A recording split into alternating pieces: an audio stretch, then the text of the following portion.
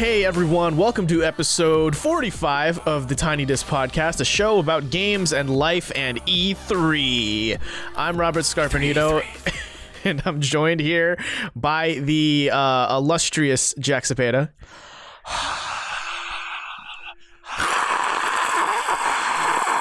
E3, everybody, 2018. Let's do this. You may be fooled that there were millions of people cheering for Jack. That's not true. That was just one man's mouth. We are live from Wembley Stadium. He was Michael Winslowing the whole time. They were cheering for E3. And we've got the amazing Colin Sparling. I'm really feeling it, you guys. It's fucking allergy season. Very high pollen ratings here right now, and I'm fucking. Are you really feeling it? Tack you? No. Dunban. Yeah, Dunban for the power of the NATO. I'm feeling it. You're right as Ryan. They make drugs for that, man. Take a drug. Whoa, are you condoning drug use on this show? For allergies, yeah, antihistamines, man. Block them histamines, dude. Listen, I've been popping them babies like candy. Really? Well, you probably shouldn't do that. That's what are we? not great. What are we? Yeah, all I've been wondering why allergic I've been to? getting all these cold sweats. You know, Guys, I want to know what everyone's allergic to on the show. I'll go first. I'm allergic to cats. I'm allergic to mangoes. Don't you have a cat? I have a cat. And you like damn it, I have Jack. mangoes in the fridge. mangoes with my is name on oddly them. specific. Like, It is, dude. Yeah. Haven't we talked about this on the show? I feel like we have. Yeah, you mentioned it. Okay. Yeah, I also have a friend that's allergic to kiwis, which is that sucks. and pepperoni, of all things. So with my cat, as long as I'm, I can pet her and shit, but as long as I don't touch my mucous membranes right after touching her, then I'm okay. Okay. I just gotta be smart about it. Yeah, smart cat petting. The future So of cat petting. I used to have really, really, really severe allergies growing up. Like, not to the point where like I would get deathly ill, right? Like I had a food allergy, my throat would close up, and I'd dead. But I did get to the point where like I would have like 3 nosebleeds a day because my nose would get so dry. Damn, are you serious? Yeah, I'm not shitting you. Shit, no dude. exaggeration. You need a humidifier, bro. Dude, it was so like my 5th grade year was so embarrassing because of that. Like my nose would just bleed. Like it was just every day. Did you just wear red shirts You all need a day? Darth Vader mask on at all times. Dude, yeah, it was awful. So then I got allergy testing done, and the way they did allergy testing at my doctor's office was they'd have like a syringe with like a concentrated strain of whatever that allergy could be, and then just poke you with it and see if your skin would react to it. I'm so glad I never did that. Yeah. Yes. So in one day, I got some 60 or so shots. Yeah. Yeah. On your back? No, on my arm. Oh. And it turns out like I was mildly allergic to oranges, very allergic to mold and pollen and ragweed. But the biggest one was soy. Believe it or not, I was allergic to soybeans. Soy? I don't know how true that is anymore because I never really get any sort of reaction to it when I eat it. So I don't know, but like I tested pretty strongly allergic to soy. So I don't know if that even is true. So, but I eat it anyway and I'm fine. So I'm still alive. And that's the moral of the story. If you're allergic to something but you eat it and you're fine, keep doing it. Yeah, dude. I can live without my miso soup. So I was gonna say, I hear it makes a good sauce. That soy. Oh yeah, miso soup's great. Great sauce. And it's also in fucking everything. Yeah. I'm allergic to bitches. Yikes. But most of all, I love how he hesitated to say that too. He's like, I'm allergic to bitches. but most of all, he's allergic to minorities. Being one myself, I'm sneezing all the time. Oh man. Okay. No, I'm actually not allergic to anything, which is pretty great. At least nothing I've run into yet. And I imagine... No, you just haven't had testing done. I guarantee you're allergic to something. I mean, probably, but it's like, I don't know, magma rocks or like, quantum space residue or some shit. Things I'll probably never run into. Is this why you're wearing today that big black shirt with bold white impact font that just says "Trust No Bitch"? Yeah. Did you also notice my Obey hat? Oh my god! And I have tap out tattooed on my back, so that's just Tattooed like on your butt cheeks. Tap on the left and out on the right. Yeah. Yes. Yeah, and then you probably have a closet full of No Fear shirts too. On top of that. Wow. Oh yeah, guys. for sure. Rhinestone shirts, I'm sure. Yeah, that's me. I'm that guy that wears the obey hat. Affliction. Fucking jeans with the rhinestones on the pockets. When I moon you, you tap out. Oh, is that Ed Hardy cologne you're wearing? This is America. By the way, Childish Gambino dropped "This Is America." It's a fucking fire ass song. Just Yeah, the video is real weird. it's so good. Jack, do you know? I'm lost. "This Is America" by Childish Gambino. I don't You'd know. be a fan. I'm not privy. We'll bring it up in post, bro. But God, Gambino, Okay. man, he's the dude. Yeah, he's alright. I dude. mean, he killed it on SNL last Saturday. But He's the only reason I'm going to see the new Star Wars.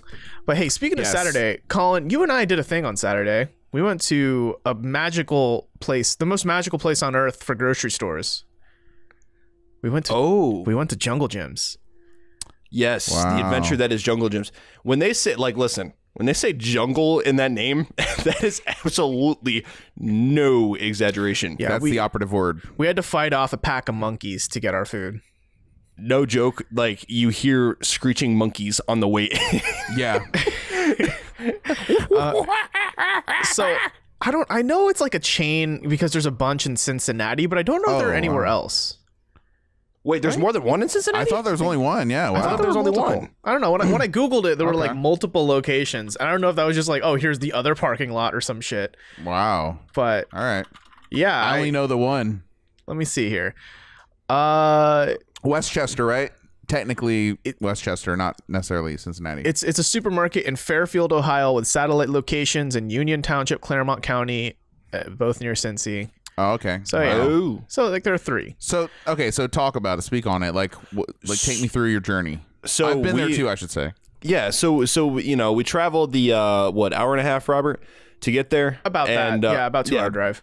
About an hour and a half, 2 hour drive here from driving Columbus. Like, don't ever. Here, pro tip: don't drive when there's a marathon going on. Just don't. Oh, Don't fucking drive during a marathon. there Did was that? there was a half marathon going on in the city of Columbus. Yeah, there and was- they in closed down Cincinnati. literally every fucking road. Like You it mean in takes me. Cincinnati, right? No, in Columbus, because Oh, okay. Robert came to pick me up, right? And every route to get to my place from his place was closed. It's like a 5-minute drive to get to Colin. I just need to cross a river, right? That sucks. Took me an hour and 15 minutes to get to him. Because you had to wait for the slowest runner. No, because I waited for the slow ass traffic that made me detour back to where I started instead of actually over the river. So I had to go like 2 Dude. highway exits north to cross the river super far north and jut back down. Stupid fitness people with the running. Yeah, it's half a marathon. It's not even worth it. Get your ass in check. It's a half a marathon that I probably couldn't run anyway. But why the fuck are they having it in the middle of downtown? These of a guys are city? getting in the way of me going to jungle gyms and buying really unhealthy food. Yeah, fuck them. It's exactly it. I need my Japanese snacks. God damn it! I need my it's just like Grippos chips. Yeah, so we get to Jungle Gyms. Monkeys screaming everywhere. It's like a real thing. They're just playing it on the speakers outside. Monkeys literally screaming. Well, so it's yeah, like the you speakers outside. It's just playing it's monkey just noises. constantly, and they have like big green shopping carts that look like they're made of titanium alloy. Although I Like, will they're say, just- occasionally, like between the monkey screaming, there's a dude who doesn't sound like this, but basically sounds like this. Hey, hey, hey! Get ready for another thing of Jungle Gyms. Like, get on in here, Yeah. buy your shit.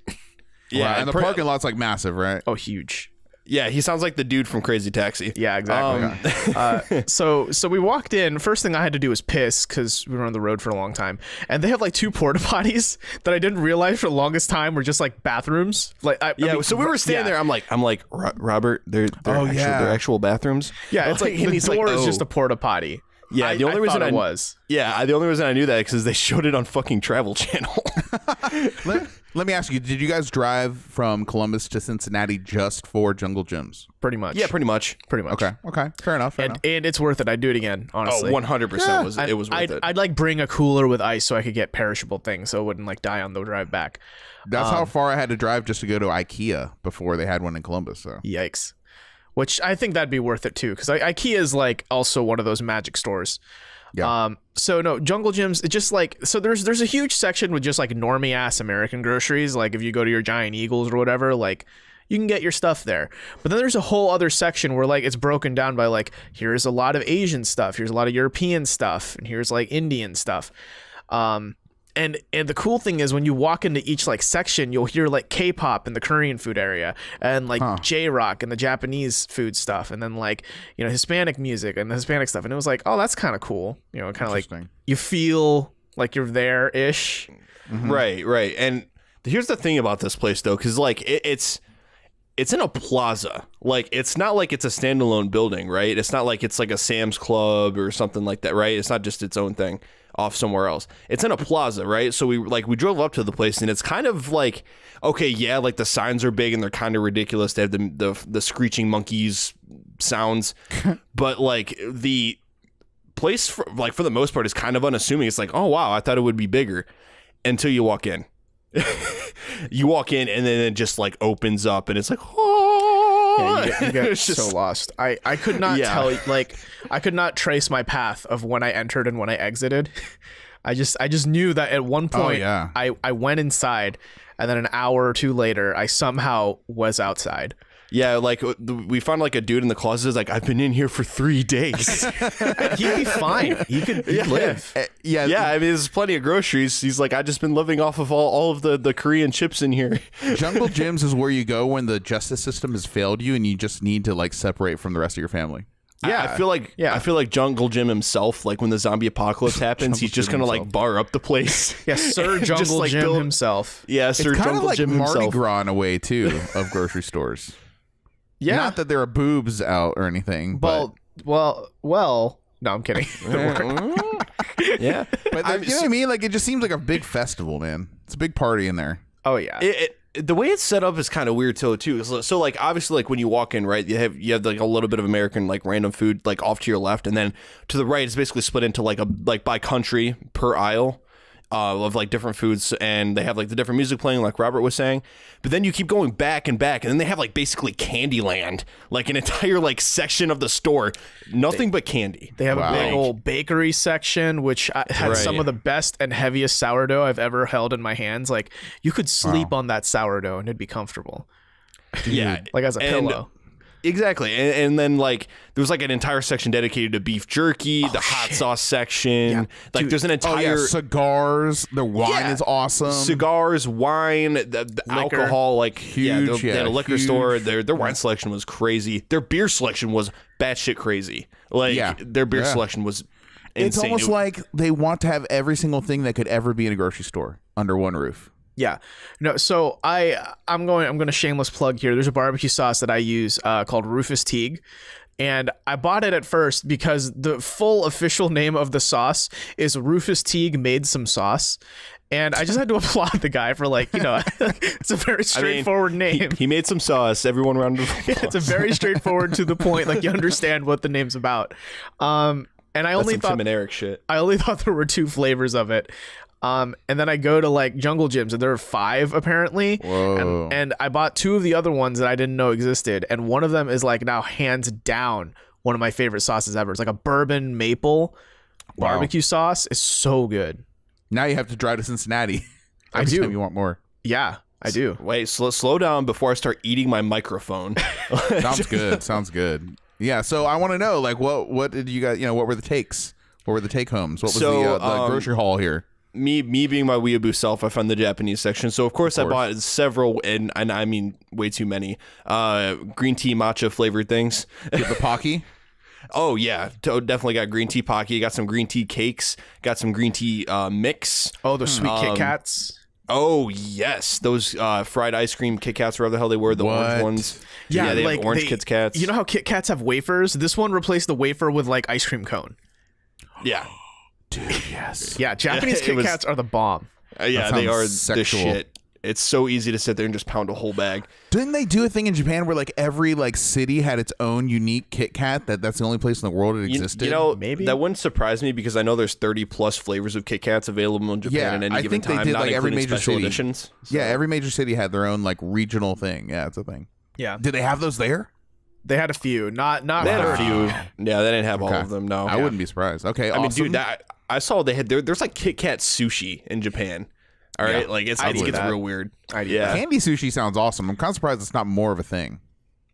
Well, to be fair, it's not like sushi is really much of a thing in America in the grand scheme of things. Yeah.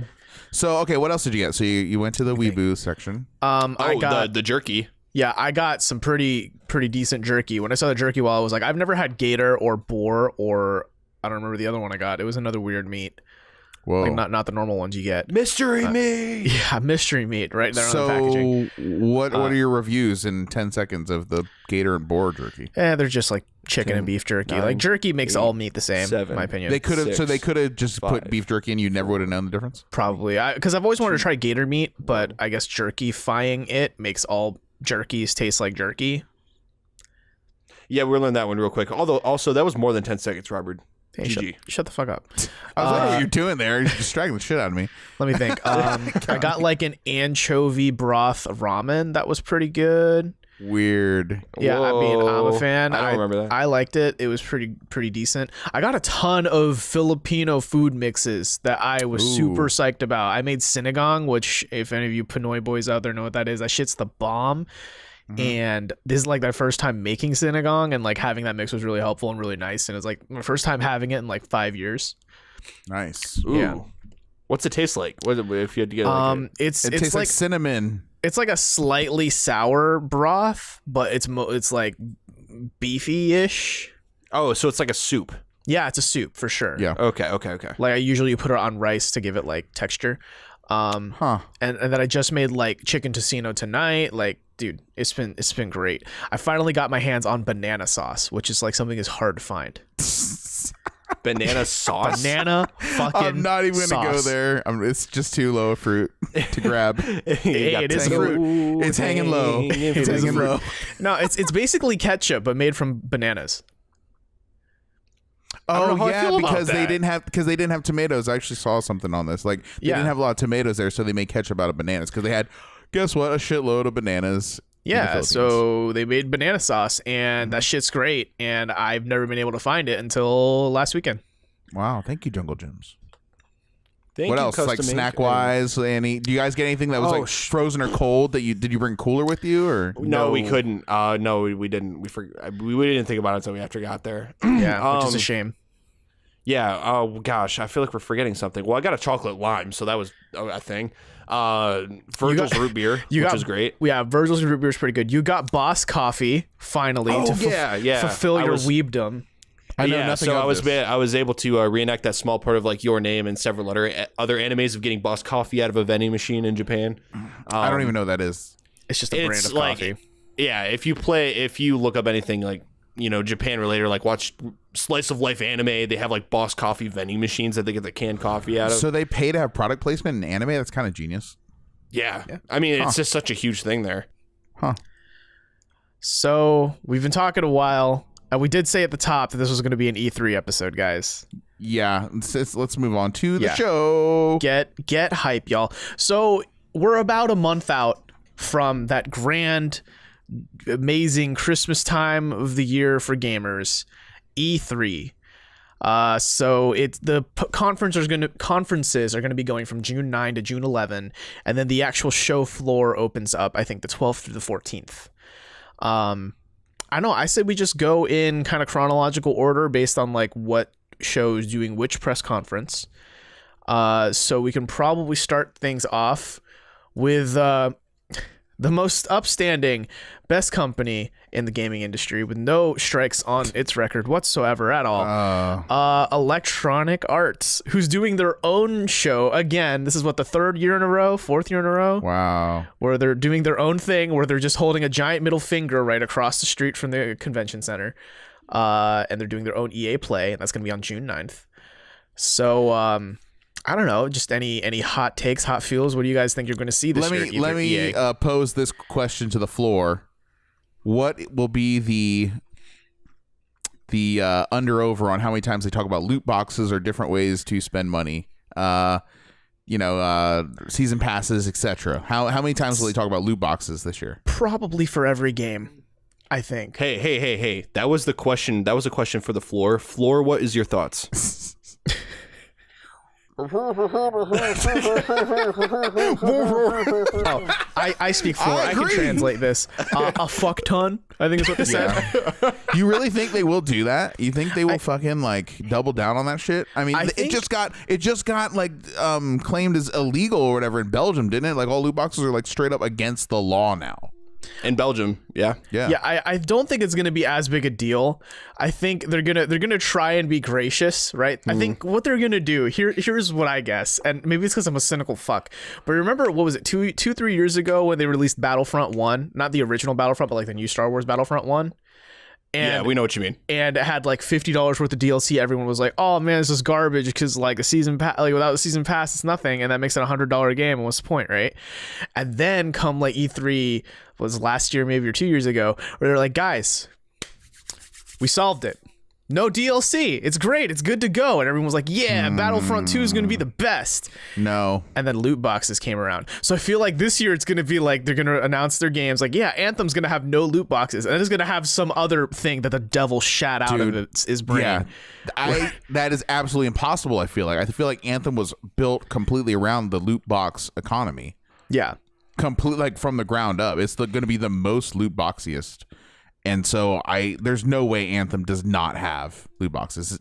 I'm guessing. I mean, it could end up being like Destiny 2, which I don't know if that's a good or bad thing to say. No. But Not at this point, it's not. No. Yeah, at this point, it's really not. Like, oh, pro tip, you can get Destiny 2 for $12 if you go to Humble Bundle Monthly this month. Dude, Destiny 2 is fucking dead. Wait, let me rephrase that. You can get Destiny 2 and 5 other games for $12 if you do Humble Bundle Monthly this month. Wait, why wouldn't you just say the 5 games first? Don't tell me Destiny 2 first. I know. Because we don't even know the 5 games. But I mean, I don't have to. Just a grab bag. So wait, if you did that, would you get Destiny 2 forever then after that? Like if you just did 1 month and canceled? Yeah, you get it forever. Keep it? Wow. You activate it on your Blizzard account on PC. Granted, I've heard that now Destiny 2 is not worth playing without the DLC, so you'd probably need to buy the DLC. Wow. But it's also Destiny 2, so, you know. Yeah. Okay, back to EA though. Yeah. EA. So guys, there'll be FIFA, there'll be Madden. Right. Yep. FIFA, There'll Madden, be UFC, NHL, there'll be NBA. Do they do the wrestling game? That's 2K, dude. Yeah, I don't think so. Okay, dude, if they do an NBA game, that'll be huge news. NBA Live or no, they're back have to that, been doing aren't they? NBA. Oh, they're still doing NBA Live. NBA Live is a thing, dude. But it's just not competing very well. No, and to say the least, that's like one of the greatest like mysteries in the world is how can EA, the company that makes the biggest sports games in the world, not put together like a competitive basketball game compared to 2K? Like it's just like unreal. I mean, they dominate the football sphere, but they can't break into the basketball sphere. And they dominate it by being a monopoly too, so it's not even like they have to try hard. Here's something I want to throw at you guys. So last year at E3, I don't know if you guys remember this for EA, but they had like a really cringy thing where they brought a bunch of YouTubers like kind of near the stage, and they called their little den the Creator Cave. Oh yeah, Creator Cave. I forgot about that. What's it going to be this year? Is it going to be Creator Cave Mark 2.0, or are they going to come up with something completely worse? Oh, probably worse. I feel honestly like I honestly feel like EA's press conference this year is gonna be a dumpster fire. Yeah, it's gonna be a dumpster. It's gonna be a dumpster fire trying to put out other fires. They have much ill will pointed directly at them, right? Like, oh my gosh, they're worse than Ubisoft. Let me ask the floor another question. So do you guys think that they're going to do you think they're going to outright like acknowledge the whole loot box fiasco, or do you think they're going to like kind of talk around it and just kind of give solutions without actually acknowledging the problem? You know what I'm saying? I think they're going to talk around it. Yeah. I mean, what was it like? Some companies will, do a mea culpa. They'll be like, yeah, we heard you. We heard the feedback. We love the community. We're here for the community. This is how we're going to respond. EA doesn't not seem like the kind of company to do that. I will happily be proven wrong, but if history tells us anything, they very much just gloss over it, and I think they'll definitely talk about loot boxes in one of their games. Absolutely. I mean, because here's the thing, right? Like, all game devs and all game publishers are businesses first, right? Like, their bottom line is making money, but right. You don't like, that's not the first thing you think. Like, when you think like CD Projekt Red, you don't think, oh, business, right? But EA, I think, just has this just this awful thing attached to them. Or when you say Electronic Arts, you're like, oh yeah, that's a business first, loot boxes, money. How can we make the most money?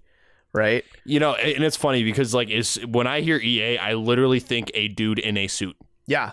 Yeah. Exactly my point. Like no With joke. a British That's what I accent associate for with sure. them. Yeah, like that's why when I think of Anthem, I don't think like, oh shit, that's gonna be like a cool shooter looter game. Like if you told me Borderlands 3 was coming, I'd think, yeah, it's a cool shooter looter game. But with EA behind Anthem, I'm like, okay, but how are they gonna milk the money out of people?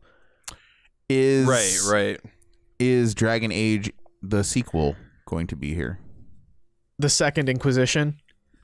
Yeah. Yeah, I think Dragon Age Disposition. Dragon Age Requisition. Requisition of your fucking money. Got him? Yeah. Whoa.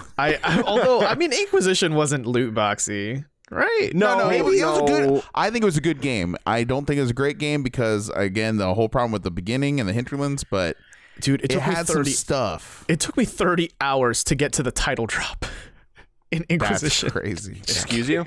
It took me like 20, 30 hours before Holy the screen was shit. like, Dragon Age Inquisition. You're playing it wrong. I might be. I did like try to 100% the hinterlands. There was that. Honestly, the that's only the reason problem. that game did so well was because it was basically the only RPG out at the time. Yeah. For PS4. It had great story. It had a good story. It had a decent story, but it wasn't worth. I didn't feel like it was worth playing it to the end.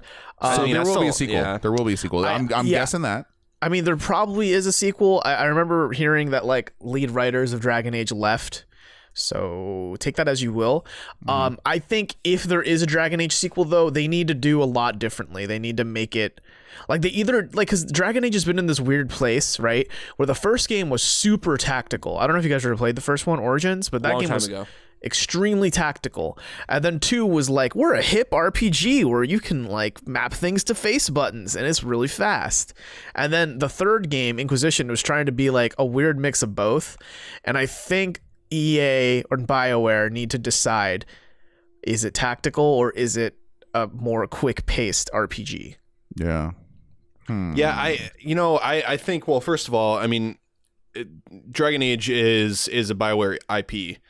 So if they're like full-fledged working on Anthem, I don't really see them, putting any resources toward Dragon Age because BioWare is in this bind, right, where like they fucked up so bad with Mass Effect Origin that Andromeda.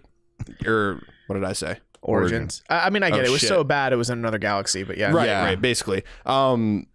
But the thing is, they need to put all of their ass behind making Anthem good, because no joke, like I pretty much guarantee that they will shut down BioWare if Anthem doesn't perform. Ooh, That if wouldn't it be the bombs first time. like if it bombs like Mass Effect, then yeah, I agree with you. If it does, Yeah. if it breaks even, gets close to breaking even, I think we're good for one more game. But it's gonna be hard for them to like justify the cost, And that's one good point. We're not gonna see a new Mass Effect for a very, very, very long time. It should probably just die at this point, but it won't because Casey Hudson's back at BioWare. So that'll come down the pipe at some point here. One thing I will predict as well for E3 is they're pretty good about having one triple I game, right? One big indie game per E3. Last year it was A Way Out. The year before that, I think it was Yarny, Unravel. Right? Yeah. They're usually good for one of them just to check that box. But hey guys, we're relatable. Yeah, they call it what, EA Originals, right? Is that their I name? think so, yeah. Yeah, I'm just gonna be like, yeah, okay. When's the next Joseph Ferris game coming out here? Let's come here. Yeah, it's too give me the soon. money. It's too soon. I know. Just actually, no. Just give me this. Just make Joseph Ferris the guy that does all the talking for EA at their conference. I'd watch that. Do that, please. They would never have the balls, but that would be great. Actually, Oh that my would be the god, best. that would be so That good. would be Yeah, the you best could- movie they could possibly do. Fuck EA. Yeah, you can expect all of our fucking staples that we normally do every year that we churn out like a piece of shit. You got FIFA, Madden, NHL, fuck the Oscars. He'd be saying fuck E3. He'd be screaming fuck E3, I think. Fuck E3. Yeah. No, he would come on. This is what would happen. He'd be like, so let's talk about the loot box situation for And a then there's second. a dude off screen just like cut, stop him. No, get him So- out of here. So I don't know what else to say. We fucked up. We fucked up. Like He would do that. Just a belligerent guy. sometimes these big publishers, they fuck up sometimes. You just got to It's cut them some okay, slack. man. He did that at the Game Awards, didn't he? He Yeah. basically said as much. Yeah. It's But it's okay. They're publishing my new game, A Way Out 2. Yeah. Where you play as 4 people now. No, Oh, no, man. dude, no. It would be called Two Ways Out. It's basically Overcooked in a prison. Yeah. You're prison cooks. Prison but cooks, things yeah. get wacky. Yeah. You have Find good out. jungle gyms. So, So that's what I think.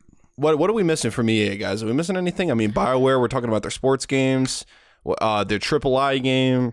What else? I mean, I don't We think missing there's something? Star Wars. Star Wars. Well, no, Battlefront. There's not going to be Battlefront 3 yet. No, there's not going to be Battlefront 3, but we're expecting other Star Wars but- games from EA. But DICE. There's also DICE. Oh, Battlefield. Battlefield, yeah, Battlefield Bad Company 3. Battlefield V. So what Wait. I think the official name is. You guys are talking about 2 different things here. You're talking Wait. about Battlefield V and you're talking about Battlefield Bad Company 3? Is it Bad Company 3? Because I've been hearing rumblings Dude, about Bad Company 3, listen, or is it going to be Battlefield 5? Which is A it? new Bad Company would actually get me excited. Battlefield 5, meh, whatever. You know, it's the 5th one of those games. Right. But a new Bad Company, because it's been out of the loop for a very long time, like that would actually entice me. You know, if they're trying to get my pre-purchase dollars, my reserve, you know, go to GameSpot now and get a free fucking dog tag with actual blood on it. No, I'm pretty sure it's Battlefield 5. That's what's coming up. I don't know if it's going to be like a Bad Company inspired one. But I mean, there's been rumblings that game is going to have a battle royale. So maybe the EA press conference is going to be the first time we see a AAA dev being like, and here's our battle royale that we came up all on our own because we're smart people and don't steal ideas. We're smart people. So is it going to have single player that, you know, it seems like you know something about this. I mean, it's a Battlefield game, so I mean, who knows if it has single player. yeah, it's. I mean, what do know you expect? The Call of Duty this year will not have single player. Right. So you're saying it's going to be like, and they're both going to have battle royale? Yeah, at least that's the rumor right now. Yeah, I in mean, the same hopefully, year, hopefully, wow. Battlefield still has a single player campaign though. Sometimes, I mean, they can be hit or miss on their campaigns, but usually, I mean, at least some part of them are pretty entertaining. Yeah, It was just announced too that Battle Right is going to have battle royale too. So oh snap! joins You know the what? We're just milieu. talking about battle royale, guys. Thanos is going to be in Fortnite now, so that's great. Seriously? Oh, yeah. Yeah, that's Yep. really happening. I mean, wonder how it's much not that like costs. Thanos. I'd be willing to bet it's like a skin, not like No, so the details are I read a little bit about it. So the details are they're having kind of like an event where every time you spawn onto the map, they're gonna spawn a Infinity Gauntlet, somewhere random on the map, what? and you have to find it, and when you find it and equip it, you turn into Thanos. Dude, Okay, I mean, I guess I that's actually would cool. play that. That sounds kind of cool, I guess. But yeah, I think back to EA. So yeah, there's going to be a Battlefield. Probably Star Wars, maybe Star Wars. We're gonna get a new Star Wars game, or like something's gonna get at least talked about by another studio. Maybe, but like I feel like anytime EA announces a Star Wars game, you're like 90% chance of it dying unless it's Battlefront. Yeah, I don't know. We'll see. I don't know with the whole single player thing being thrown out the window for EA, how that's going to go, because obviously they killed the visceral game that was being developed. So I don't know what direction they're going to take in terms of that. They said they were like reverting that into like a more Destiny-esque experience. Isn't that what they said, if I recall right? God, are you kidding me? Star Wars Destiny? Oh, that fuck. Oh. They need Yeah, to do game- something, man, because I don't know, something. Battlefront. Dude, just give me a Republic Commando too. Like, come on, EA, get your ass out of the gutters. Come on. So I think. What are you gonna say? Something, Colin? I was gonna say I think that's about it for EA though. Yeah. I was going to say one more thing. Go ahead. Is Amy Hennig's new project going to be revealed at least in Is she some still with- small bit? I thought she was They're doing not a, in EA anymore. they're doing a Star Wars game, or didn't they refocus their efforts onto something? I don't know. Maybe. It's Oh too wait, maybe early. maybe they did put her on something else, and I'm kind of the details are escaping me right now. Okay. Yeah, I don't remember exactly We'll what they're see. either, but I don't know. I just don't foresee a good Star Wars game coming out of EA anymore. I really don't. It's hard to imagine. Yeah, that's why I'm not excited about it, because it's just like, who cares? Yeah. Next. So let's move Presentation. on to the next presentation in the chronological order of the shows of the press conferences. Microsoft. The Xbox. Well, let's hope Alright. they don't have a Microsoft conference. Motherfuckers. Listen, Hey. guys. Below was literally announced like either in 2012 or 2013. Oh my God, it's still not out yet. It sounds like sounds like reality is below your expectations. And listen, I hate being this guy that is like evaluating games based on how they look, but like look at the graphics for Below. It's mainly a black screen. It's like the predominant, image I get from Below because you're underground. You're underground this mountain. But like, what is the holdup, dude? What is taking so long? Why is it 5 years in development? Why do they make Final Fantasy VII on PlayStation 1 in less time than they're making Below? What the fuck? Think about, though, like Microsoft's recent lineup, right? Like, remember Scalebound? That came and went. Yeah, that went on with a Shutter. And I'm pretty sure there are other games that have been at Microsoft press conferences in the past 2-3 years. I don't remember the names of any of them. I can think of one, but I don't remember the name of it. Like, I just remember a screenshot.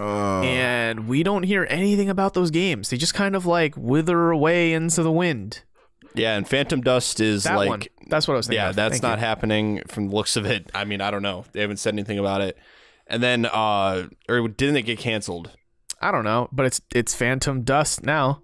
Yeah, it's Phantom Wear. But I mean, they have State of Decay 2 slated coming out later this year, which okay. Yeah, I mean, Crackdown 3 is nowhere excited. in sight. But here's what I'm going to say about Microsoft's conference. Microsoft's conference is actually the one I'm looking forward to the most.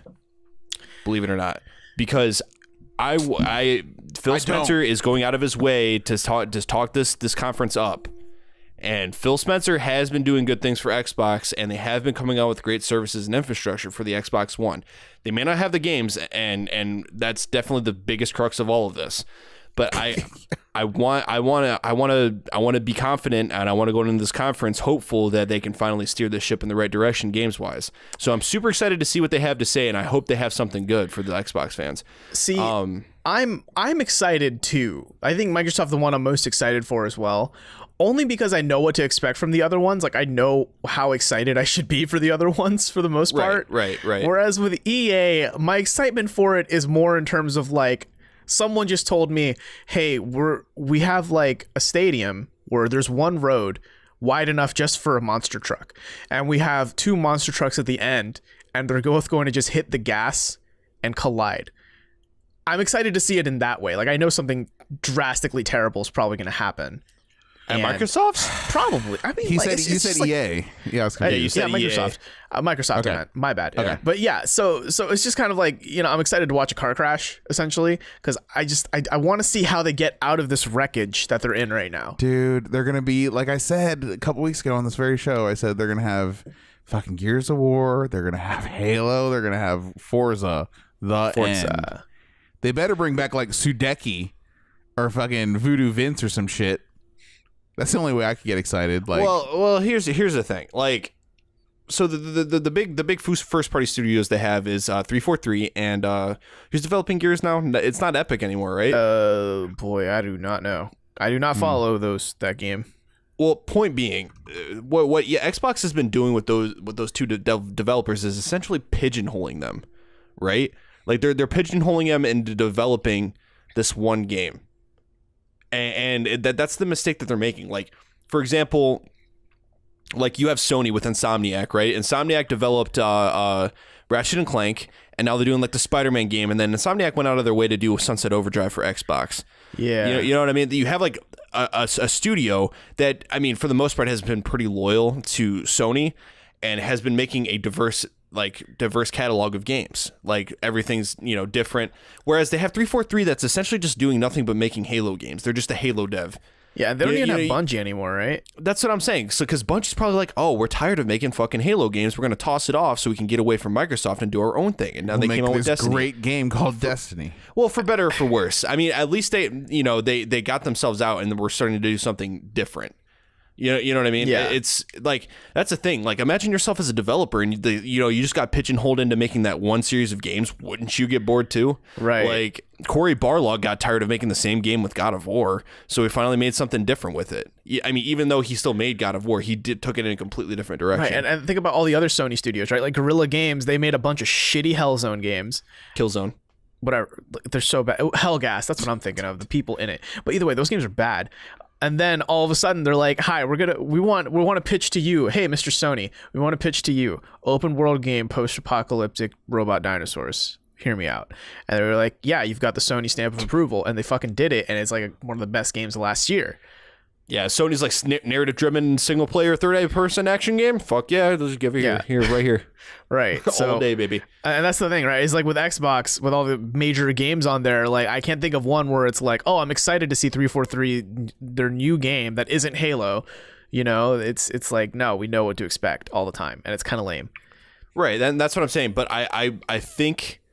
I wanna go in thinking I'm gonna believe in the underdog here and think that Microsoft's gonna come out, and give a strong left and right hook, with some good games. I want to see them, dude. How cool would it be if they first of all they brought back like and this isn't even like in terms of exclusives, but if they brought back like the Summer of Arcade service like type thing that was huge during the 360 with all the indie games. I right? mean, didn't that just isn't the Summer Arcade? Okay, listen, I like the Summer Arcade. I look forward to it too.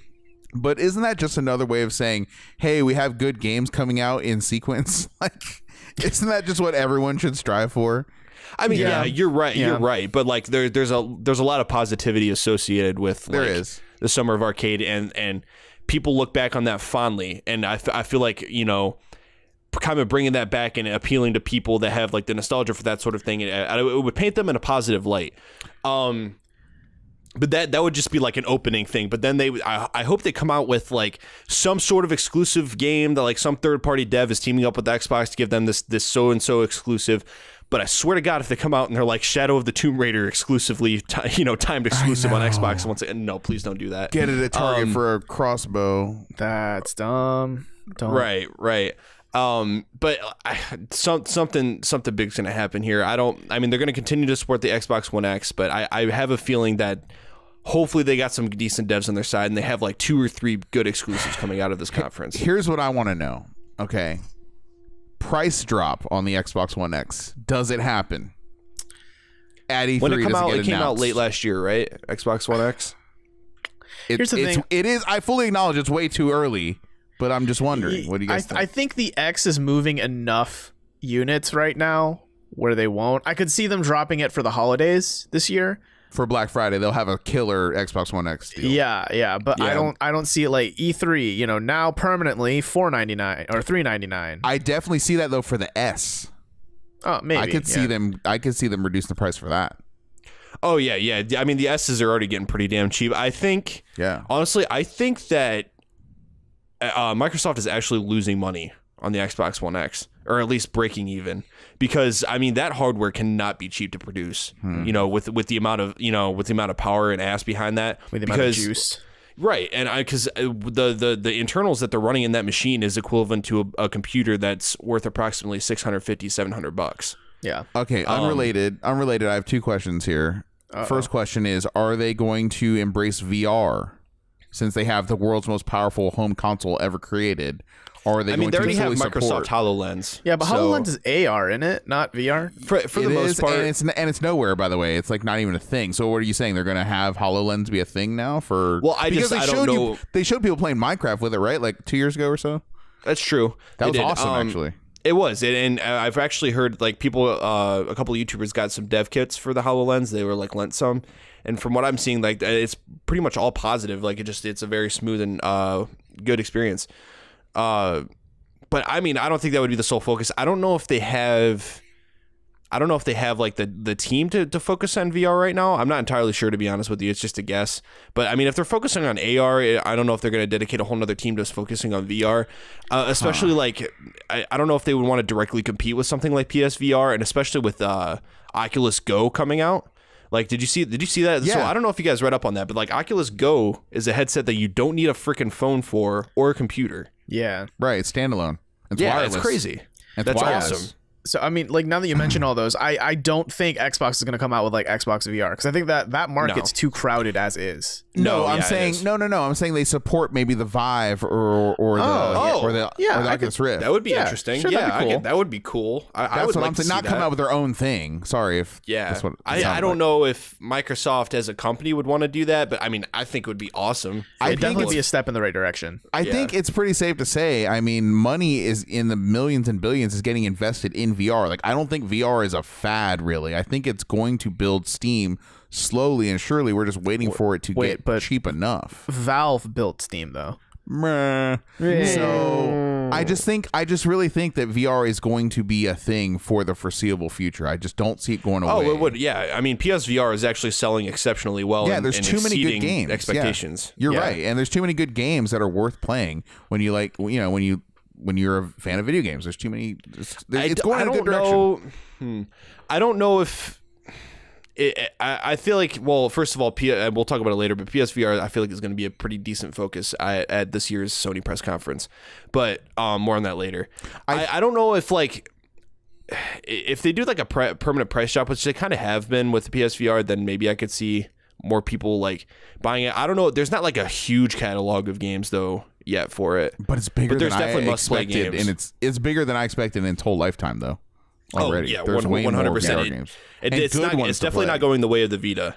So no, it's not. It isn't. It's got legs. So, but anyway, back to Microsoft. So TLDR, I think on Microsoft, I think we should start closing the book on this possible car crash. I got one last thought here. So I think they are going to have like a fairly good amount of exclusive games that you have never heard of before. Like they had that First Light game, or what was it called? Remember that Pixel Noir? I don't know. Last year. It was like one of the best looking games. Anyways, they've got Hyperlight Drifter? No, it's like a 3D, 2D voxel, like a never mind. It's like it's got light in the name. Last Night, First Night, First Light. Can you finish the thought first? That's not even what I want to talk about. I'm just saying I think they're going to have games that are like the exclusive that no one else is going to have. I think they're locking that up for sure. They might have the most exclusives aside from maybe Nintendo.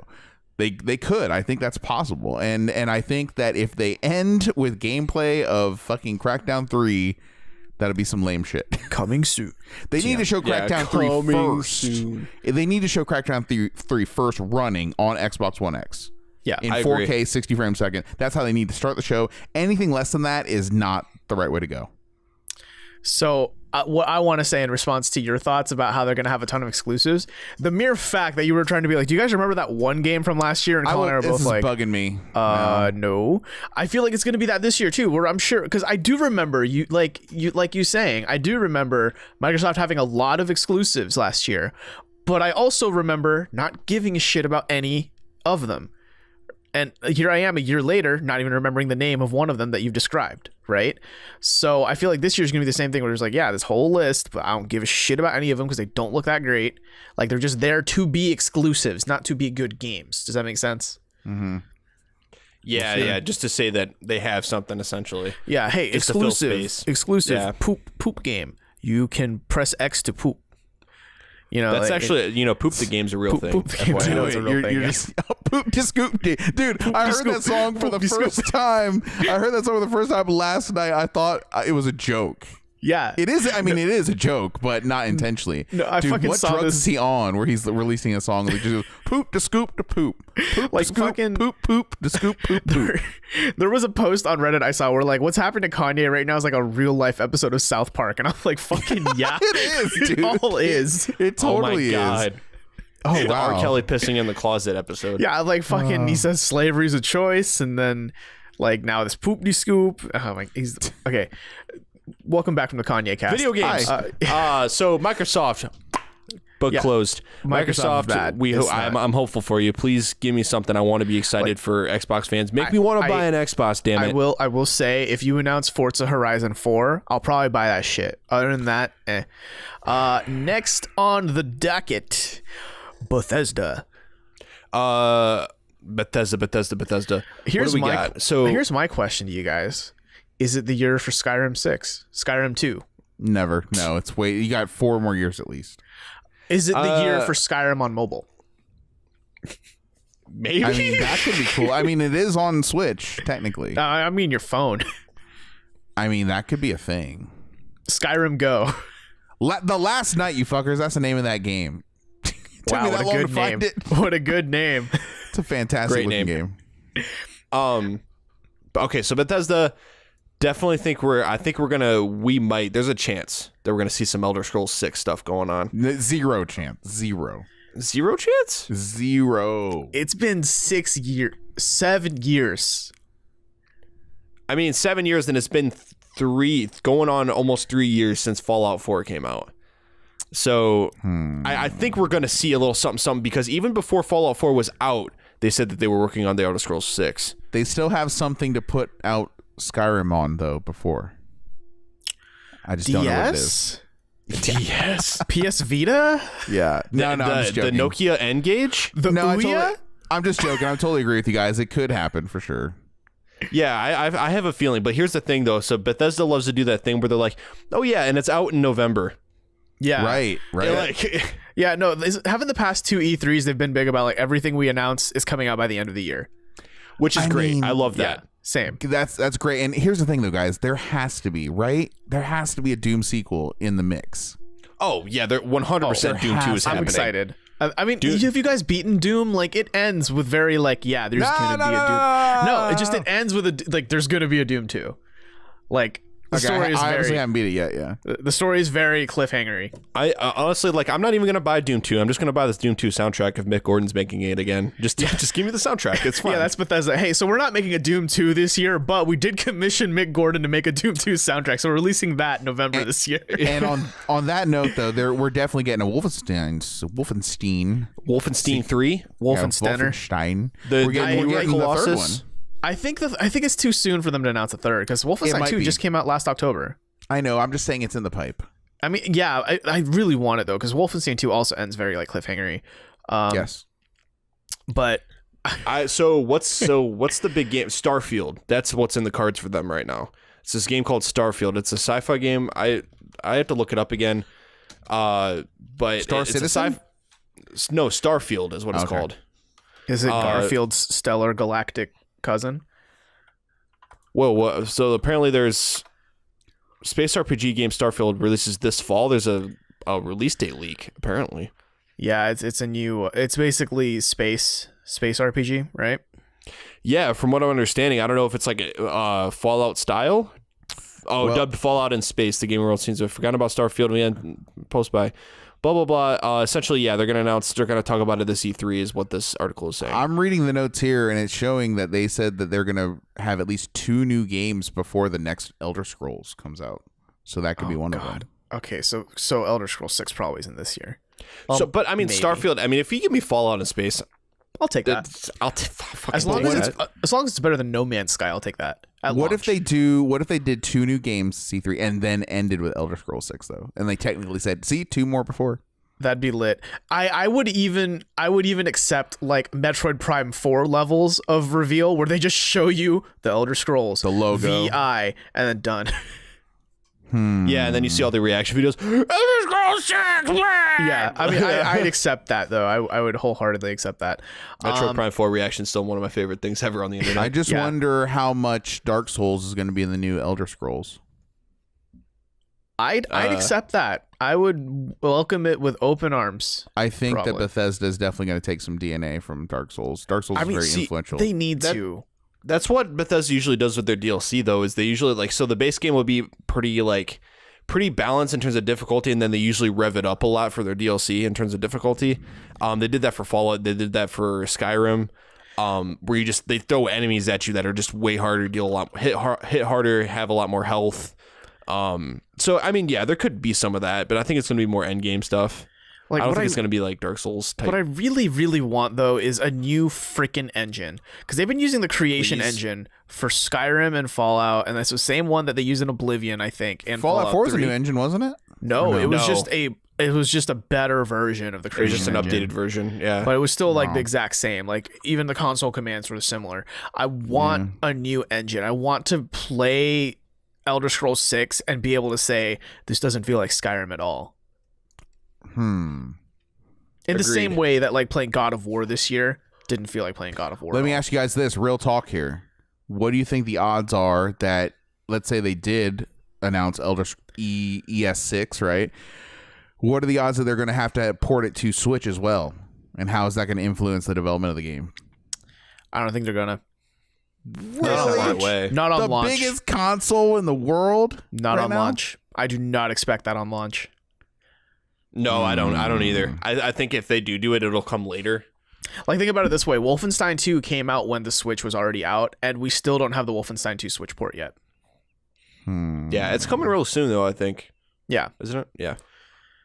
But, I don't think they're going to compromise the quality of a game, which feels weird saying that about Bethesda, because usually, like, the Bethesda devved games are, like, very buggy. I don't think they're going to compromise the quality of it just to get it on the Switch on day one. I am somewhat disappointed in... Or I should say more than that. I am disappointed in how Fallout 4 played. And so it affects the way I look forward to Elder Scrolls 6. Yeah, so that's my biggest point of concern, right, is the evolution of the Fallout and Elder Scrolls series, is that with every iteration, they've denigrated different parts of their RPG elements. So, they're just becoming less and less RPG-like with every entry. Right. Just for the sake of streamlining it and making it more like just first person action games instead of RPG, which sucks, because that's what I think definitely that Oblivion is holding over Skyrim's head, is that Oblivion is so much more CRPG than Skyrim is, by a crazy amount. And look at Divinity, right? And look at Pillars of Eternity. Like, there is a rabid appetite for that kind of game. Like, for a deep RPG experience. Yeah, and Bethesda, if they walked back there, people would just love them for it. I think what is interesting, though, right, about the place that Skyrim and Fallout hold in the market is that, sure, there are RPGs by name, but they're also, like, if you consider the fan base, very casual. Like, there are a ton of, like, the same kind of people who'd buy every year's Call of Duty also buy every Fallout and Skyrim, because it's like, oh man, this is a cool big game, which I can see, like, that's part of the reason why Bethesda's probably been toning down the, like, super RPG elements to make it appeal to the mass audience, if that makes sense. Right. But I think now that they've captured more of an audience with that fan base, right, I think people will be more willing to jump into, like, a more RPG-esque experience. At least for, and honestly, like, I mean, they could find ways of, like, easing you into it. I'm like, we have technology, like we have the technology. We could build. They can find a way. I have a last question here for Bethesda guys. My last question is sequels for Dishonored and for Prey. No, for neither. No, too soon. I think with Dishonored, Dishonored's more likely than Prey. Prey was last year. It's about a year old now. If anything, we might see maybe Prey DLC, maybe. Prey had the coolest intro of all last year. I think with Dishonored, they released a standalone last year, right? Like Death of the Outsider. So I don't think we're not going to see anything Dishonored related this year. I think if we do, it'd be like maybe Dishonored 3 is in development, not like it's coming out this year.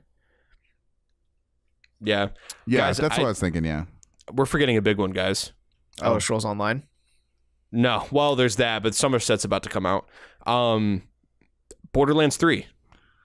That ain't Bethesda, you donk. Yeah, it's Gearbox, homie. Isn't it published? It's worked on by id too. It's 2K. software, right?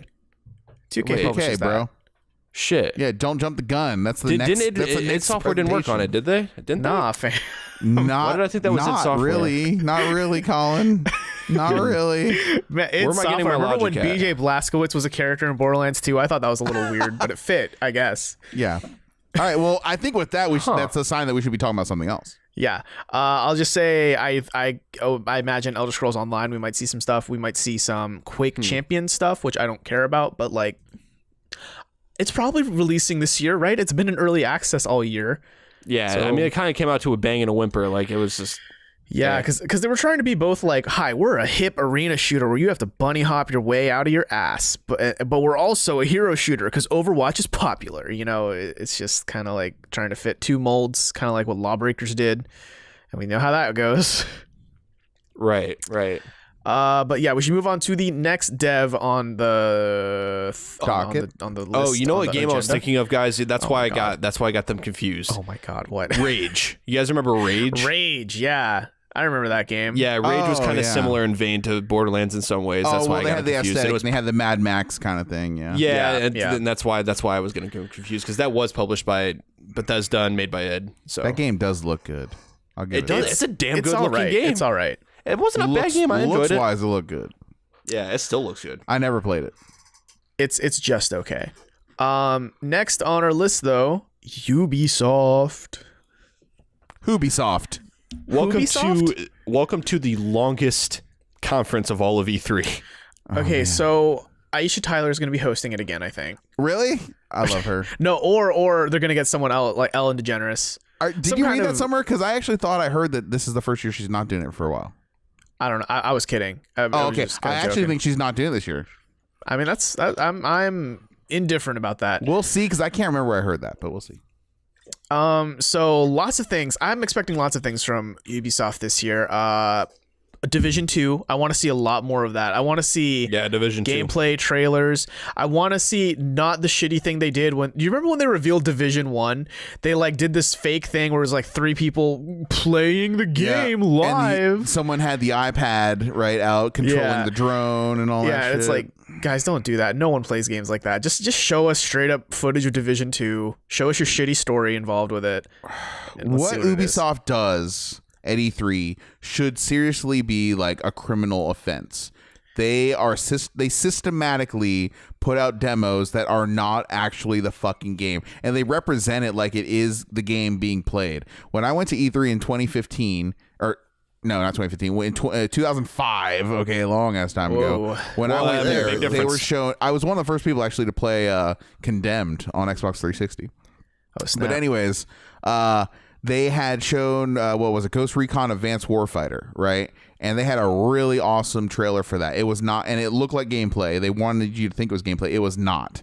And they just do this over and over and over and over again. They did it with Watch Dogs. They did it with fucking The Division, Hardcore. Like, they will show you gameplay and lead you to believe this is actual gameplay, and it fucking isn't. Then the game comes out and it's disappointing as shit. And I just don't know how this can be fucking allowed. Like, not enough people are taking them to task for this shit. I just think it's really fucked up. Like, you know what I mean? Like, don't show me a CG rendition of gameplay with fucking voice actors talking. Like, I don't need that actual gameplay. I'm pissed about it. It makes me mad because they've been doing it for over a decade now, and it's like, so now I will never get hype for a Ubisoft game until I see it for my own eyes, you know, with controller in hand. I'll never think it's actual gameplay.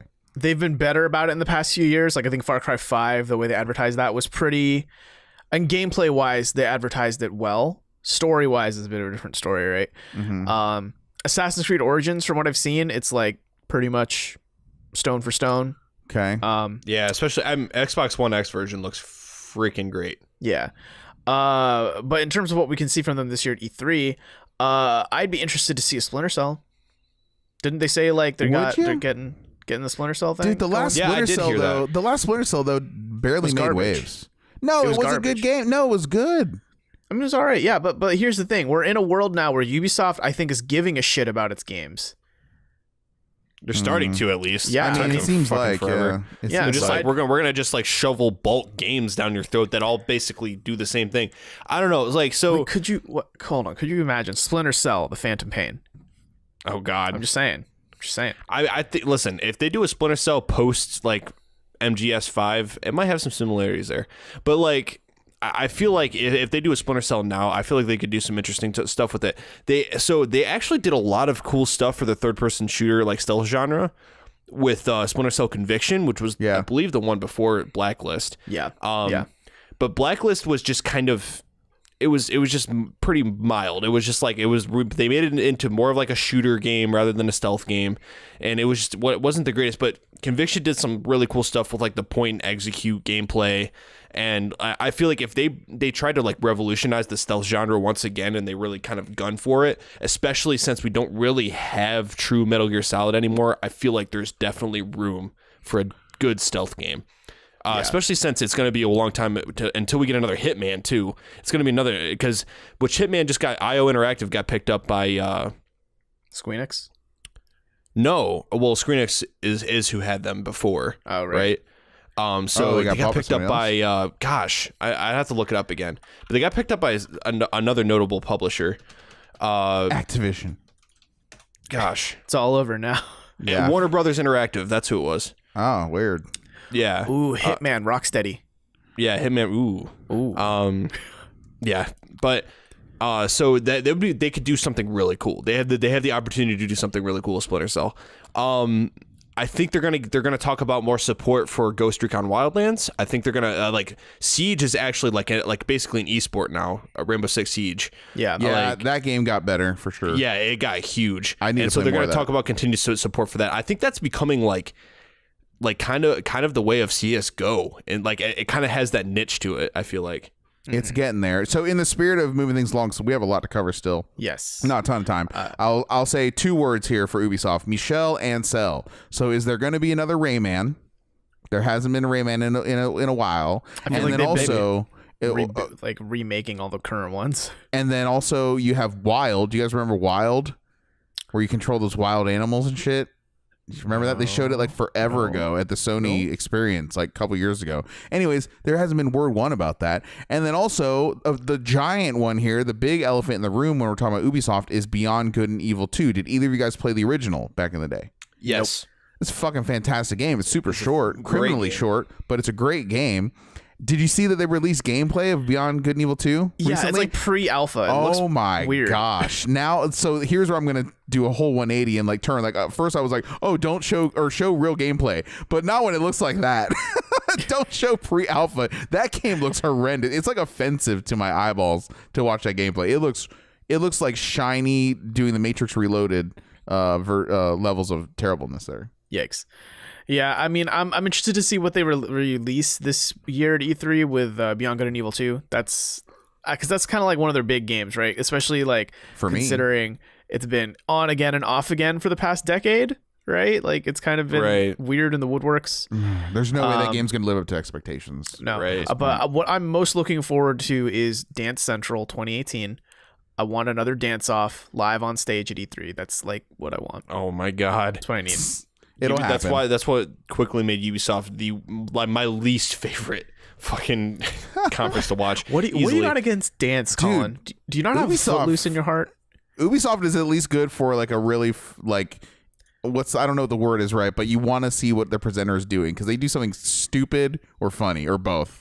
They They always that's have really train cringy. wrecks of hosting incidences at every year, so that's why I watch Ubisoft. They've got that sort of je ne sais crack about them. Any Nintendo tie-ins here, like last year with Raven Rabbids. Oh, Mario plus Rabbids. I mean, we're probably not going to see any more of that this year, I don't think. Maybe DLC? I don't know. I think we're gonna see Assassin's Creed Origins DLC. Maybe. I mean, they're still pumping some out, aren't they? Like, I think they had a I don't know. roadmap Has there been like a big expansion for it? I not don't a big know. expansion, but there's been a roadmap up until I think like this month. Dude, they're gonna have. What if they have okay. Zelda tie-in with Assassin's Creed? Can you imagine? Holy, Lake I don't think Hyrule is so. in Egypt the whole time. holy shit! I was thinking more like a Link doing assassinations, like blade fists, like That'd be cool. But while we're talking about Nintendo, guess what? They're going to be at E3 this year too. They're going to probably do a whole direct, and then like they're probably going to have like a 30-minute direct, and then a treehouse where they actually have the real interesting like announcements, Dude, but yeah. spread across 6 hours. how about like a 2D Metroid, like on the sly, or It's like I'm just gonna slide this 2D guys, Metro in there. I think there's 0 Metroid 4, which is all I care about. I there's think gonna it's be too 0. good. And I think it's going to be 100%. I feel it might skip out this year. I have a feeling. I think it's going to be We're not gonna see 100% Super Smash Brothers for Switch. That's going to be the whole show. They do E3 weird now. Like they do just like one game Yeah. and just quadruple down on I it. mean, there was like 12 minutes last year of E3 that was just about fucking Xenoblade, right? Xenoblade 2. Oh, that was like, painful. I remember. Yeah, I that, remember they were actually. like, "Hi, this is the story, and these are all the main characters you're going to meet. These are all the abilities you can use, and these are the worlds that you're going to visit. Look at that geography, isn't that nice? This is the name of all these places. We're giving you an atlas in 6 minutes. You know what I mean? It was just like, yeah. what is this? What is happening? Yeah, I really hope they don't keep up with that. I mean, it'd be really annoying if like it was just smashed the entire direct. Yeah, Like, can you not please? Like everyone. I mean, it's smashed. Like what? Like what else is there? You know, like what else do you need to know about it? I mean, I like the game. It's fine. But Right, I'm not but I gonna- mean, to be fair, like, okay, so like some of the balancing changes and you get, different rosters, but other than that, the gameplay's like pretty much been this pretty. Look, as much as you're shitting on it, you bet your ass on their day one. Day one, I am owning that game. I don't know if I am, to be honest with you, because I bought the first. I mean, bought I never the really last got that one much day into one, Smash. and the controllers. I mean, keep in mind, I didn't own a Wii U. I didn't own a Wii. I haven't owned a Smash game since GameCube. Wait, So- here's a question. are they gonna make a way for you to play with? Remember how they re-released the GameCube controllers for Wii U? Oh yeah. Are they gonna make a way to enable those controllers that you already own to play on Switch? That'd be interesting. They did that already. Like at least there was a short span of time in which the GameCube adapter was compatible with the Switch dock. Okay. But I don't know if that's going to remain true or not. I don't know if they're going to I don't know how you would say that. Unpatch that. They patched it software-wise already, so I don't know if they're going to unpatch the patch. But maybe they patched it because they're planning on selling. I don't know. We'll see. I don't know. But Switch is not the same though, right? Without those controllers. And here's the big question, and I'm scared of the answer. But are they going to actually redo the design of the hardware? The DS Lite style. They filed a patent that's like a different Joy-Con. From what I've seen about the patent, it's just like quality of life stuff. So like it's gonna look the same, but like internally there's like improvements, like connectivity issues and stuff. More reliability, yeah. Yeah. So I don't think we're gonna see a Switch Lite. It's way too soon for a Switch Lite. You think it's way too soon? It is much too soon. DS Lite didn't show up until like 2-3 years after the DS launch. So that's next year. It's 3 years, right? Switch is 2 years old, right? I mean, maybe, yeah, but is it 1 or 2 years old? It's 1 year 2 months old right now. Okay, so I think next year we will absolutely see a redesign. Maybe. Who knows? Well, we'll see. We'll see. Gosh, what else from Nintendo? I did hear. I just read today that actually Nintendo is hiring for a level designer on Zelda. Yeah, but I don't think we're going to see anything about that this year. No, we're not going to see anything about it this year. I think gosh, I don't know. Like Nintendo's kind of a wild card too, though, right? So they're going to show they're probably going to show more Smash. I would assume they're probably going to show some other fucking thing from Splatoon 2. 100% Yoshi's going to show up. His boring ass Woolly World game. Yeah, and like maybe like some Kirby stuff. Yeah. But in terms on like the Mario and Zelda front, I don't think. Well, we already said Metroid. They're probably not going to show much, if anything. But the Mario and Zelda stuff, I don't know. I don't see us getting much in that front. Of course, we're gonna get something Mario related. I could see like a Mario expansion. Like here's a couple new worlds or something. That would be cool. Because Zelda got DLC, right? I want to see some more Octopath Traveler. Yeah, that's gonna show up. I mean, that game. It comes out a month after E3, right? July. Oh, I didn't realize is that soon. Yeah, it comes out July. Oh, I almost forgot. What about Shin Megami Tensei 5? Yo, maybe. I mean, they did show that trailer that looked more like CGI wise. It looked more developed than I thought it'd be.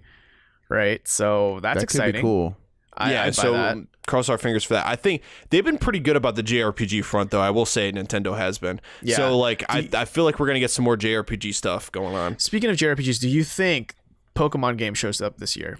Oh, shit. How could I forget? Because last year, they were just like, a dude took his iPhone with him into the office. It was like, hey, is the new Pokemon game coming to Switch? And another guy's like, yeah. I think it is. I think they already said that it's coming out this year. I don't know if they'll show it at E3 though. As crazy as that sounds, trust me, I understand that sounds like heresy, but I think they're really just going to go all the way in with Smash Bros.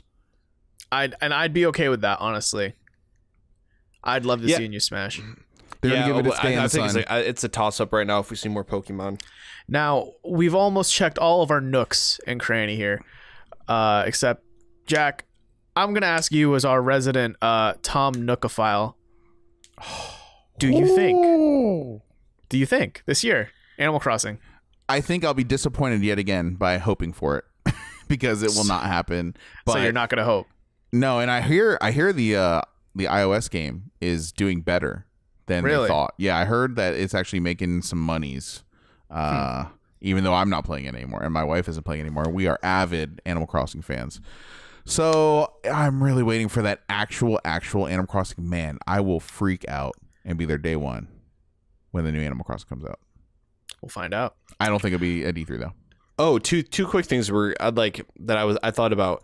On the JRPG front, I think we're going to see more Dragon Quest Builders 2 because that is a Switch exclusive. Or wait, no, I'm sorry. Maybe it's coming to PS. No. Yeah, I think it's coming to PS4. Excuse me. Yeah, I thought it was coming to other stuff too. Well, I think we're going to see more about that, hopefully. And also maybe more stuff about the Dragon Quest 11 Switchport, maybe, hopefully. Yeah, that could be cool to see. But Because Dragon Quest 11's looking real good. Again, we'd have to wait on that, right? We could maybe see Monster Hunter Double Cross port to America, but it might be localized. Maybe. I don't know how many. Knows? I mean, how often do Monster Hunter games get localized though? Because isn't there quite a few that's only in Japan, or is that? Yeah, there are like billions in Japan. Yeah, but now with the franchise, as popular as it is, like it could totally happen. They could totally justify putting the funds into that. Yeah. To move things along, let's get to our final contestant in this weird Royal Rumble that I'm now turning E3 into. Is this Saudi Arabia? This is Sony Arabia, actually, is what we're talking about now. Hey. The PS4 makers, the PlayStation 4 boys. Let's see. So I'm expecting probably like a final trailer for Spider-Man. I'm expecting Spider-Man gameplay. Yeah. Like I bet people who go to E3 this year will be able to play it on the floor. Yeah, I could 100% see that. Spyro Reignited Trilogy stuff. Yeah, because that comes out in September. Yeah. That along with Spider-Man and Dragon Quest 11, all of September. Yeah. Probably more Days Gone, which again I'm not excited about, but like they've been pumping that hard for the past 2 E3s. Yeah, they might show more. I'm hoping we get a release date for that because we still don't have one. Yeah. I hope we get something that makes it look interesting, because right now it's just kind of like it looks like The Last of Us but without any character. Right. Do we see more Last of Us 2? I think so. Yeah. Why do I think so? I'm just kidding. No, we totally will see the clickers. Naughty Dog's taking a break this year. No, we will see a lot of that game. Probably. I feel like I have a feeling. So it's been what a year and a half since the game was announced. I think we're gonna get a release date at E3. I think we're gonna get a release date, but before that, I feel like the show is gonna close with gameplay. Maybe I could see that. Yeah, I feel like it's gonna close out with a little bit of gameplay. Oh shoot! Do you think they're gonna hire a live orchestra again to do all the music for all the trailers? Please fucking do, because that was probably the most hype E3 when they did that. Yeah. Let me think. Do you think they'd have anything to say about God of War? Maybe like DLC? Oh, easily. Yeah, they're gonna celebrate. Oh my, yeah, I would lose it if they announced DLC for that game. Oh yeah. Wait. Didn't they say no season pass, no DLC? Wasn't that like a thing for that game? I'm pretty sure they did. I'm pretty sure Corbella said something about that'd be weird then, wouldn't it, if they went back on their word? True. Yeah, it's more so wishful thinking than anything. I'm trying to think what else. Ghosts of Tsushima. Oh shit. Ghosts of Sushi. Ghost of Sushi. Yeah, so Ghost of Sushi, I feel like we're gonna get a little bit more about that. At the very least another trailer. I don't know about gameplay. I want to see gameplay. It better not be like a Neo like that'll be disappointing.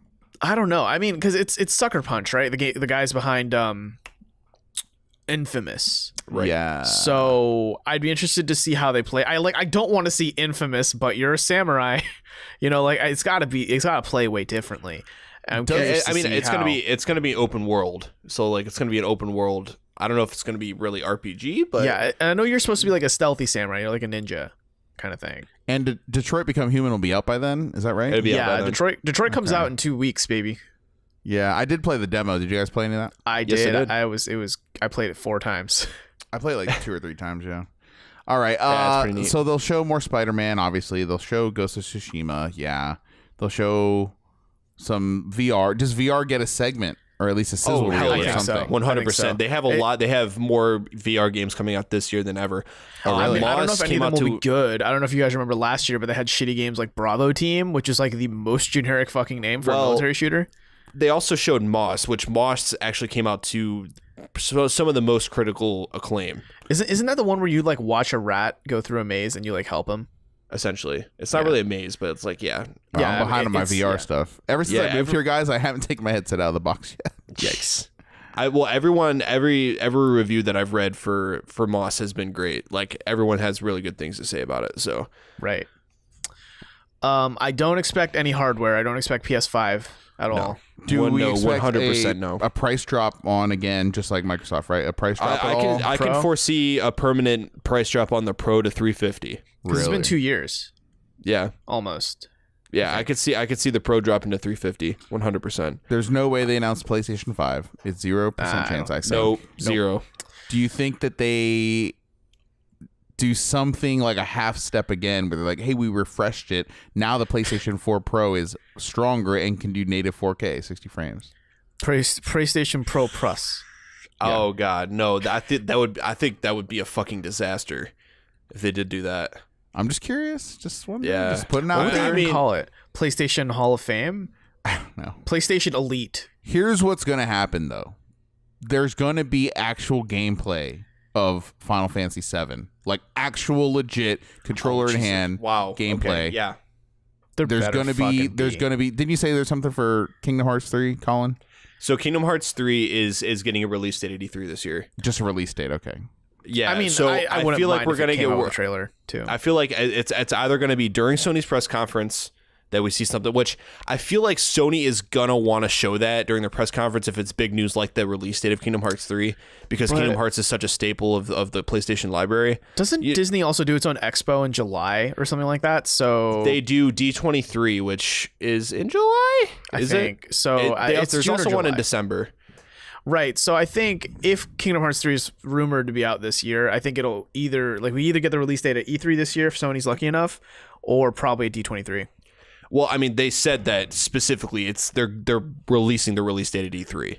Oh shit. Okay, never mind. Yeah. Like, so, but I don't know if it's going to be during Sony's press conference or if it's going to be like one of the events that happens during the following days after the press conferences. Oh shit. What if they just tweet it out during someone's press conference, like just steal all their viewers? Oh my God. Yeah, that would be insane. I think we're going to get a healthy dose of exclusives. We're going to get kind of re-upped. Like, hey, here's the other, for the next year and a half to look forward to first-party games that are going to only be on PlayStation. I would expect that. I'd be surprised if that momentum did not continue. Yeah.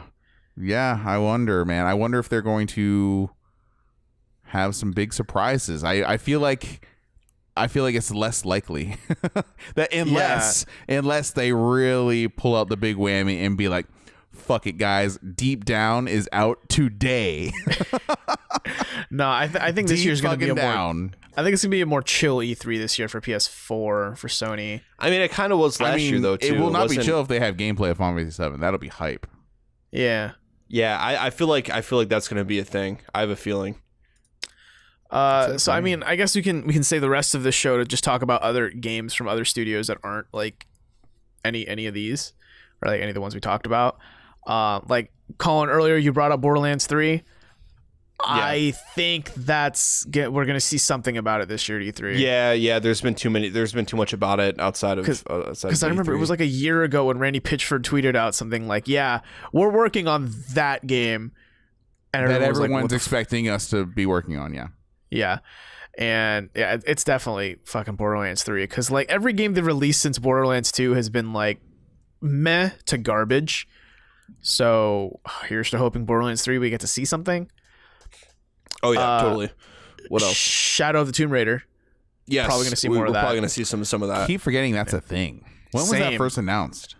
I don't even know. Like that thing has been like I've been in the shadows about it. Like I didn't even think about it. I haven't even played Rise yet. I know. I forget like on a weekly basis that I own that game. I can just play it whenever I want. I don't even own it. It's good from what I hear. It looks good on PC. Hopefully we see more stuff from Campo Santo's game after they got bought out by Valve. Valley of Gods. Yeah. Yeah, and the Valley of Gods. That looks cool. Like, and that's still slated for 2019, by the way. So don't get your hopes up. Also, since we're just kind of jumping around the horn here, like, what about Labo? New Labo. I could see like Variety Pack too. Oh yeah, 100%. Yeah, I think Nintendo's going to say sick. some stuff about future Labo versions or whatever. Shit, guys, I have a question of the week, I guess, that I just came up with that I guess I'll save for the end. But it has to do with Death Stranding, so just prime your mind for that. Oh my God! Yeah, because remember, Death Stranding. We didn't even talk about that. Game. Oh, will we see gameplay of that? I totally forgot. Yeah, so we'll save it for the end because I got a pretty fun question for that. Maybe. Do you guys think Life is Strange 2? Do you think That's a thing, right? Wait, didn't they already do a sequel to it? Well, I mean, there was Before the Storm. That was a prequel. I think okay. What Don't Nod did is they farmed out Before the Storm to Tech Nine, like another studio to work on it, while Don't Nod themselves. Deck Nine, thank you. Tech Nine is the rapper. I just realized that. They just got the rapper to do it. He kind of learned Unity. So Tech Nine, he learned Unity from the ground up. Shaggy, Too Dope, and Violent J making a game. No, Deck Nine, thank you. But Don't Nod themselves have been working on a Life is Strange DOS. So I'd love to see it this year, but also like we know absolutely nothing about it, so who knows? We'll see. God, I hope so. Oh, by the way, they're releasing a Life is Strange comic. Yeah, I saw that. Which is gonna follow. It's gonna follow the story of Chloe and Max post ending. Listen, guys, friends. I hate to be the guy. I hate to be that guy to end the podcast like this, but by and large, I feel like this year is going to be kind of boring. Maybe. I kind of feel like it's going to be a downer year, and I feel like last year was sort of a downer year too, because there isn't a lot of exciting hardware speculation to talk about. Then do you want me to lift you up? Because there's something that I think we should all be disappointed in ourselves for not even uttering anything about this until just now. Okay. Do you guys remember CD Projekt Red? Oh Jesus! Wow. Yeah. Well, you know why? Because we're not talking about the PC game show. But that's true. But here's the thing: will one of the consoles have that sewed up as at least E3 presentation exclusive? Sony, I don't know. Or that's the big game that people are looking forward to, which is kind of weird because I swear to you guys, like 90% of the world did not know what Cyberpunk was before that trailer came out, and now since Witcher 3 came out, now everyone's hype on it. But everyone's kind of jumping on the bandwagon here, deservedly. Don't get me wrong, but how many like hardcore Cyberpunk fans are there? Like there were not a lot. Cyberpunk, not the genre. I mean, the actual game, Cyberpunk. Like there were not. It was not this huge groundswell, but they have earned that buzz, and so that is If we see gameplay of that, that'll be very exciting, very very exciting. I really think we will because CDPR has said that we're gonna be at E3 and we're gonna be showing off an RPG, and like I swear to fucking God, if it's a Gwent RPG, I will flip a goddamn table. Gwent is good though. Yeah.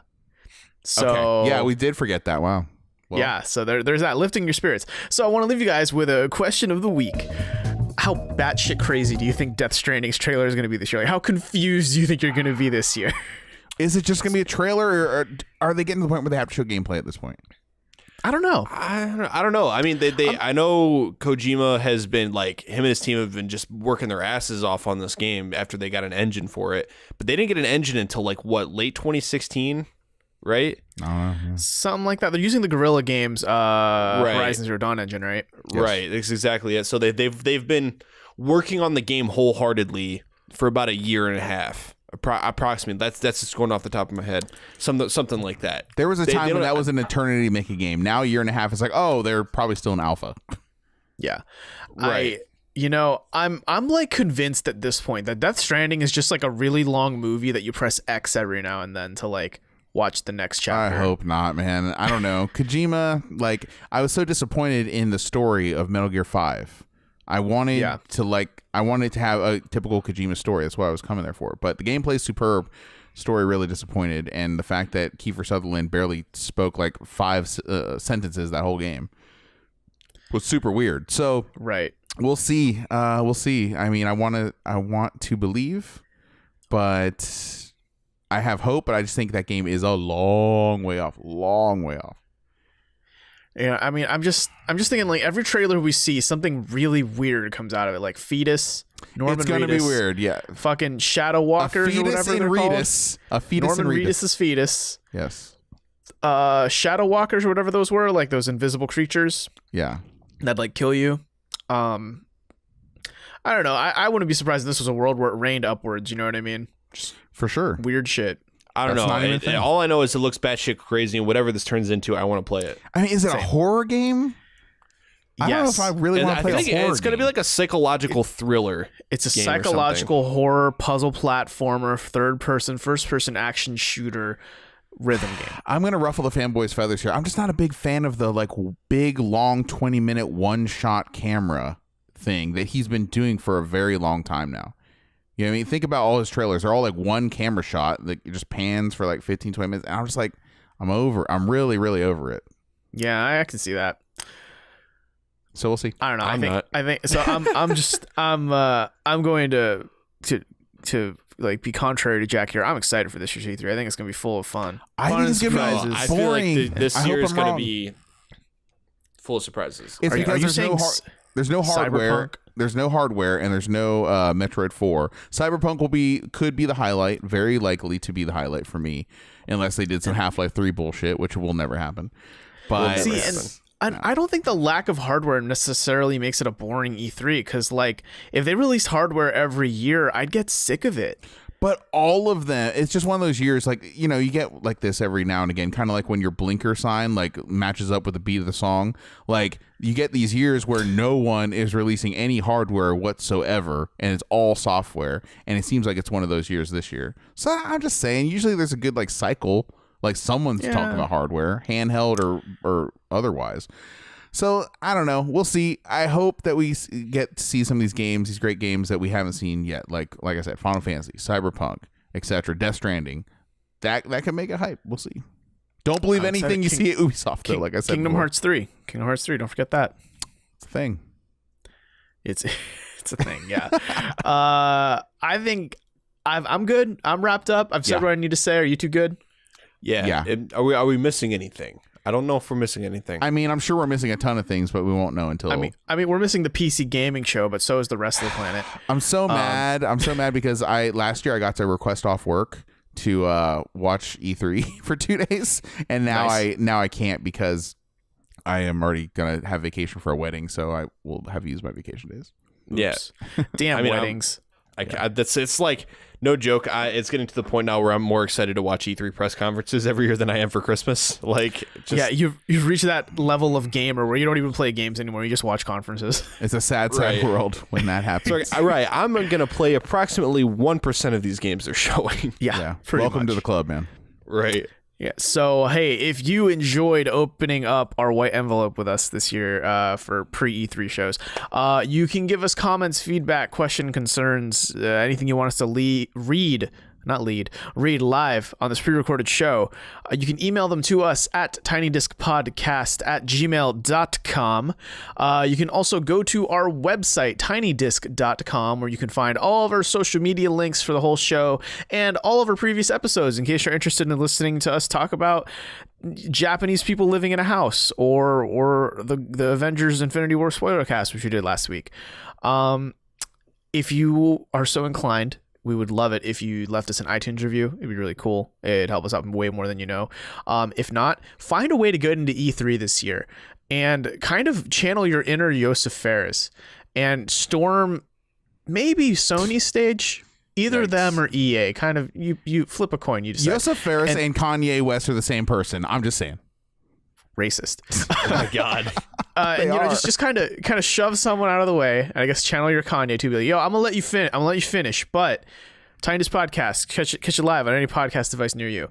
Just do that at E3 for me, and don't tell them that I told you to do that. Where can we find you guys online on the internet? You can find me at Colin and Mono on Twitter, aka at @booboo__55. And I am on Instagram at Mr. Cepeda, mr._Cepeda. And video games for 30, 40 years sounds to me like a choice. All right, we're ending the show there. It's over now. Sounds to me like a choice. So no, listen. If you Calm guys want down, entertainment, IGN and Unfiltered, their podcast with Ryan McCaffrey, they had Joseph Fares on the podcast, and Ryan had him react to his speech from the Game Awards. I gotta listen to this. Oh, it's so great. He's like, I don't know. I was definitely jet lagged or whatever. Like, you just gotta watch this. You can find me at Panoptimist, PINOPTIMIST, on all the social medias: Twitter, Instagram, not Facebook, Snapchat, if you want. That about does it for me, though. It does it for us on the Tiny Disc Podcast. Thank you so much for listening to our show, and we'll see you next Thursday.